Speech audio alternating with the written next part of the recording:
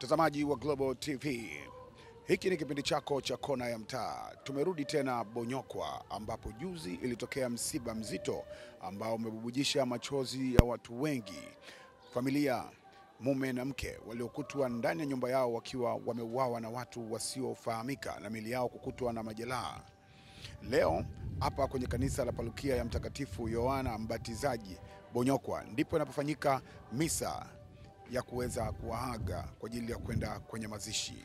Mimi ni Gabi Mtanzania na nyuma ya kamera Zakaria Master Gamondi atakuletea kila kitu ambacho kinaendelea. Kaa na sisi kuweza kufahamu kila tukio ambalo litakuwepo hapa kwenye msiba huu.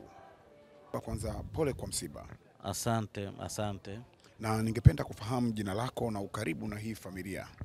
Mimi ninaitwa Nuhu Msangi, ni baba mdogo wa marehemu na msemaji wa familia kwenye tukio hili. Kwanza taarifa yenyewe ya msiba, jinsi ambavyo ulipata wewe kama wewe, ilikuwaje baba? Tulikuwa nyumbani, tumepigiwa na majirani kwamba kwa nyumbani kwa mtoto wenu kuna tatizo limetokea, wamevamiwa na majambazi, wameumizwa. Kwa hiyo hawakutuambia wamefariki, wakati wanatuambia tu wameumizwa. Kwa hiyo watu wanakimbilia kuja kufika huko. Bahati nzuri tukilipofika hapa tukakuta na mapolisi wameshafika, wanaendelea na shughuli yao. Na baada ya kukuta polisi wakiendelea na shughuli, kama baba, nini ambacho ulifanya? Sisi tulipapa ushirikiano na kuwajulisha ndugu wengine kwamba kuna tukio hili limetokea, kwa hiyo tushirikiane kuona linashughulikiaje. Uchunguzi wa polisi unasemaje mpaka mkakabidhiwa mwili? Uchunguzi wa polisi walifanya ule wa kimaabara na huu mwingine bado wanaendelea nao, na walituahidi wakikamilisha watatupa taarifa nini kimeonekana. Na nini kinaendelea sasa baada ya hapa hii misa kumalizika? Baada ya misa kumalizika, msafara wa kwenda kuwahifadhi wapendwa wetu wilaya ya Mwanga, kijiji cha Ngulu, kata ya Kwakoa, utaanza baada ya kumalizika ibada hii hapa. Na marehemu wameacha watoto wangapi? Marehemu ameacha watoto 5. Ni kitu gani kingine ambacho tukifahamu kuhusiana na msiba huu baba, ili watu waweze kufahamu zaidi? Tukisema tu tuishi kwamba sisi huku tuko wasafiri na muda wakati wowote tunaweza kuondoka. Kwa hiyo tu tujitahidi kutenda mema na kumuomba Mwenyezi Mungu, kwa sababu tukio hili hakuna ambaye analitarajia wala hatukuamini. Walikuwa wazima, wameenda kazini, wamerudi salama. Walichoingia ndani chumbani kwao kilichowatokea bado ndio hatuelewi ni kitendawili.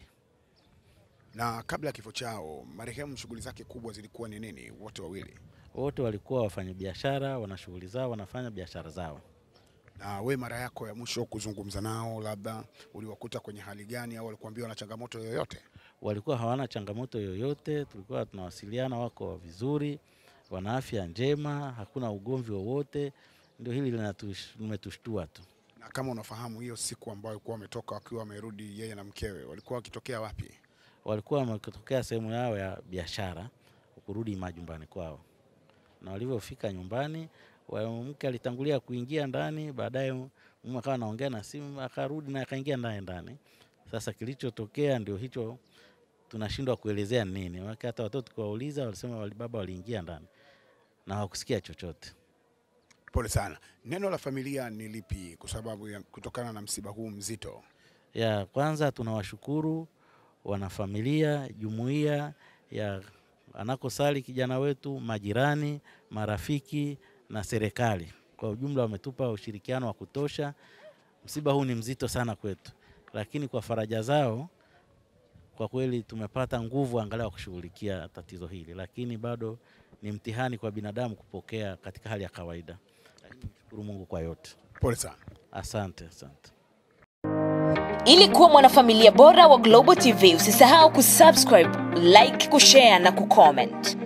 Baada ya kusubscribe, bonyeza alama ya kengele ili kupata taarifa kwa kila video inayopanda Global TV Online.